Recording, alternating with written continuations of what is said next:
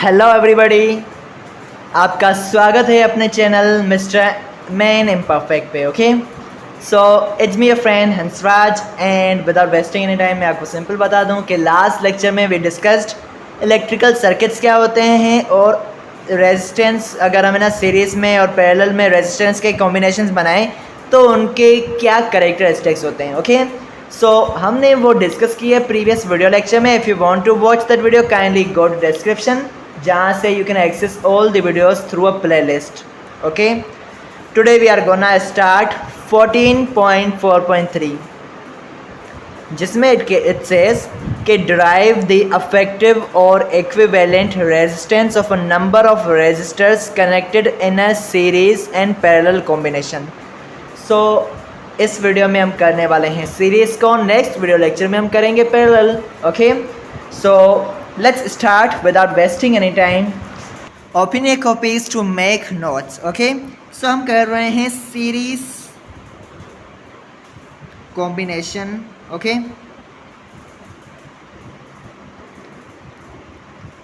वो भी किसका, रेजिस्टर्स का। ओके, बिकॉज हमने ना लास्ट चैप्टर में किए थे कैपेसिटर्स, तो बच्चे वापस कंफ्यूज हो जाएंगे। So series combination of resistors को हम डिस्कस करने वाले हैं। तो मैं एक सर्किट बनाऊंगा पहले।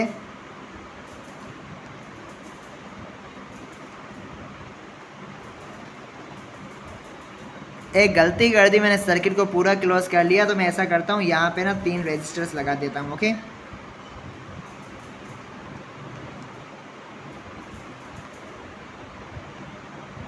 ये 3 रेजिस्टेंस है। ये है आपका R1, ये है R2, ये है R3। ओके, यहाँ पे वोल्टेज होगा और करंट फ्लो करेगा कुछ इस तरह से। ओके, अब एक चीज़ हमने स्टडी किया लास्ट टाइम और लास्ट लेक्चर में भी कि क्या कि इन सीरीज़ कॉम्बिनेशन करंट जो है वो रिमेन्स सेम। मतलब आई इक्विवेलेंट जो होगा, जो करंट यहाँ से निकल रहा है वो इक्वल होगा I1 के, और I1 इक्वल होगा I2 के, और I2 इक्वल होगा I3 के। ओके, मतलब रेजिस्टेंस, फर्स्ट रेजिस्टर का जो करंट होगा वो I1 है, सेकेंड रेजिस्टर का करंट है I2, और थर्ड रेजिस्टर का करंट है I3। ओके, नेक्स्ट चीज़ हमने देखा voltage across each resistor drop हो रहा था, कम हो रहा था, है ना। तो हम कहते हैं कि V इक्विवेलेंट जो होता है वो इक्वल होता है V1 plus V2 plus V3।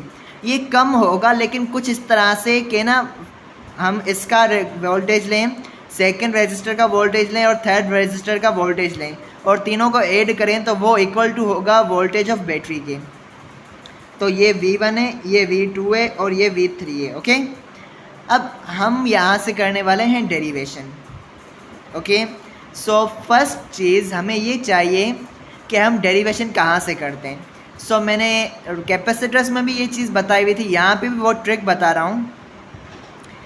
Derivation आप हमेशा उस इक्वेशन में से करें। इक्वेशन कौन सी, आपके पास ये 2 इक्वेशन हैं, आप उस इक्वेशन में से डेरिवेशन करें जिसमें आपके पास जो है सब्सटेंसेस हैं या जो वैल्यूज़ हैं ऐड होके इक्विवेलेंट के बराबर हो रहे हैं। सो यहाँ पे V1, V2 और V3 तीनों को ऐड करो तो V इक्विवेलेंट के बराबर होगा। देयरफॉर वी यूज़ दिस वाला formula. Okay, so V equivalent is equal to V1 plus V2 plus V3। एक और चीज़ हमने ओम्स लॉ पढ़ा था ना, वो फॉर्मूला यूज़ करेंगे कि V is equal to IR। Okay, so हम क्या करेंगे, V1 को रिप्लेस कर देंगे, V इक्विवेलेंट तो सेम रहेगा, V1 को रिप्लेस करेंगे I1 और R1 से, V2 को रिप्लेस करेंगे I2 R2 से, V3 को रिप्लेस करेंगे I3 R3 से। ओके, मैं बॉर्डर दे देता हूँ यहाँ पे। ओके, अब हमें क्या पता है कि I1 is equal to I2 और I2 इक्वल टू है I3 के। Therefore I can replace I1, I2 and I3 by I equivalent। तो मैं क्या लिखूँगा, V equivalent is equal to I equivalent R1 plus I equivalent R2 plus I equivalent R3। अब मैं common ले लूँगा यहाँ से, सो ये तो सेम रहेगा। कॉमन लूँ तो I इक्विवेलेंट तीनों के पास है, तो आई इक्विवेलेंट जो वो आ गया कॉमन मेरे पास, और R1 plus R2 plus R3 जो वो आ गया मेरे पास इनसाइड द क्या कहते हैं ब्रैकेट। फाइन। अब हम क्या करेंगे, ये जो आई इक्विवेलेंट है ये मल्टीप्लाई हो रहा है पूरे ब्रैकेट के साथ, इसे मैं डिवाइड करूँगा V इक्विवेलेंट के साथ। तो V equivalent divide by I equivalent equal to R1 plus R2 plus R3। Fine. अब अगर मैं इसी फॉर्मूला को अगर थोड़ा लेके जाऊँ और इसी फॉर्मूला में से मैं R की वैल्यू निकालूँ तो मेरे पास क्या आएगी कि R is equal to V over I, है ना। तो यहाँ पे देखो V ओवर I आ रहा है और ये इक्विवेलेंट हो गया V और मतलब V equivalent over R, sorry guys, it means के V इक्विवेलेंट और I इक्विवेलेंट है यहाँ पे। तो मैं क्या कर सकता हूँ, इससे मैं रिप्लेस कर सकता हूँ R इक्विवेलेंट से, और इसे लिख सकता हूँ R1 plus R2 plus R3, और डेरिवेशन हो चुकी है सक्सेसफुली। फाइन। यहाँ तक आप डेरिवेशन कर चुके हैं सक्सेसफुली। अब ये 3 रेजिस्टर हैं, उसकी बिना पे ये फॉर्मूला है। अगर ज़्यादा रेजिस्टेंस है तो you can write R equivalent is equal to R1 plus R2 okay plus dot dot dot plus R, और N है ना, N जितने भी रेजिस्टेंस है उन्हें रिप्रेजेंट कर रहा है। सो ये formula you can right also. अब हम करने वाले हैं इसका नेक्स्ट SLO, दैट इज़ 14.4.4, जिसमें हमें कह रहा है कि हमें वर्ड प्रॉब्लम्स को सॉल्व करना है। सो हमने डेरिवेशन कर ली सीरीज़ वाले की, अब हम सीरीज़ में ये फॉर्मूलाज यूज़ करने के लिए उसकी वर्ड प्रॉब्लम्स देखेंगे। ओके, सो एक word problem let me right here. So guys मैंने एक वर्ड प्रॉब्लम लिखी है यहाँ पे, कहता है 3 रेजिस्टर्स ऑफ R1 R2 और R3 के इसने वैल्यू दी हुई है, are connected in series combination में कनेक्टेड है, और कहता है फाइंड करो R equivalent and voltage across each resistor अगर वोल्टेज ऑफ बैटरी 12 वोल्ट है। तो लेट्स स्टार्ट। पहले तो हम सिंपल ये वाला फॉर्मूला यूज़ करके R1 R2 R3 का इक्विवेलेंट रेजिस्टेंस निकालेंगे। Okay, so R equivalent is equal to R1 plus R2 plus R3। Okay, इसके नीचे हम क्या लिखेंगे, R equivalent is equal to R1 क्या है आपका 6, R2 क्या है 10, R3 क्या है 20। ओके, तो 20 प्लस 10 30, 30 प्लस 6 36। तो R इक्विवेलेंट आपके पास है 36 ओम्स। ओके, सो आपने R इक्विवेलेंट फाइंड कर दिया। वैसे मैं रफली आपको अभी बता रहा हूँ, वरना एक बेसिक तरीका होता है डेटा बनाओ, पेपर में जब ये ERQ में आ जाते हैं तो डेटा बनाओ। ओके, उसके बाद ये फॉर्मूला लिखो, फॉर्मूला लिखना लाजमी होता है, फॉर्मूला का मार्क होता है। उसके बाद 2-3 स्टेप्स में सही से सॉल्यूशन करके सही आंसर दे दो। Okay, so this is the simple way जो मैंने अभी यूज़ किया है। आगे बढ़ते हैं। आगे कहता है वोल्टेज अगर बैटरी का 12 है तो हमें ना रेजिस्टेंस वोल्टेज बताओ अक्रॉस ईच रेजिस्टर क्या है। तो हमें उसके लिए क्या चाहिए, करंट का पता होना चाहिए। इसलिए मैं लिख रहा हूँ कि V is equal to I R formula होता है ना आपके पास, है ना।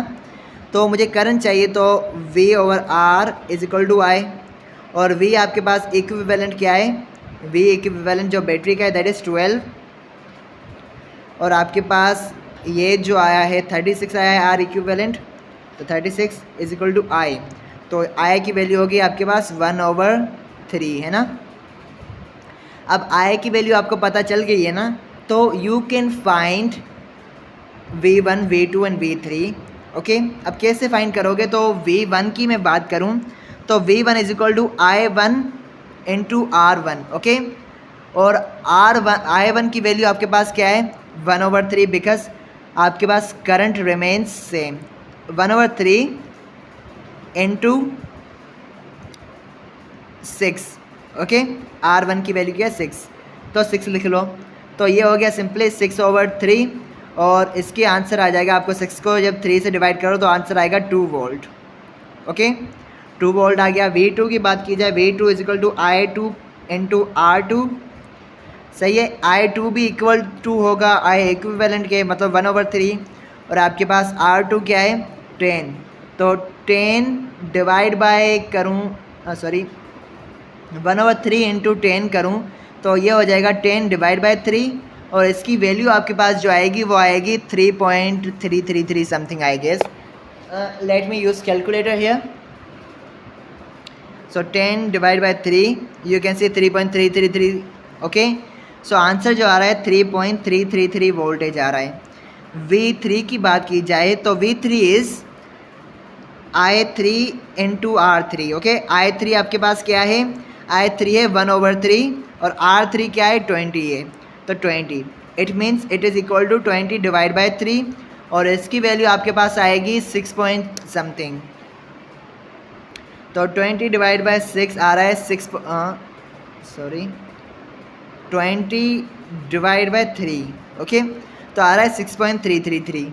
तो 6.33 नहीं 666, तो हम ये लिख लेते हैं. ये आपके पास वोल्टेज आ गया. अब अगर मैं इन तीनों जो वैल्यूज़ आई हैं इन्हें मैं ऐड करूं तो आपको पता है मेरे पास जो आंसर होगा वो इक्वल टू 12 होगा. Let's do it and check it. तो एक वैल्यू मेरे पास है 3.333333. ओके, दूसरी है 6.666666. ओके, और थर्ड है मेरे पास 2. तो यू कैन सी 11.999, और मैं अगर इसे राउंड ऑफ करूँ तो 12 हो जाता है. सो विद दिस आप है ना आज के इस वीडियो लेक्चर में क्या कर चुके हैं, इसकी डेरिवेशन सीरीज़ कॉम्बिनेशन में, साथ ही साथ उसकी आप कर चुके हैं एक word problem. I hope concepts आपके सारे के सारे क्लियर होंगे. इन केस रियली क्लियर हैं तो do like, share and subscribe. And thank you so much for watching my videos and being connected. Bye.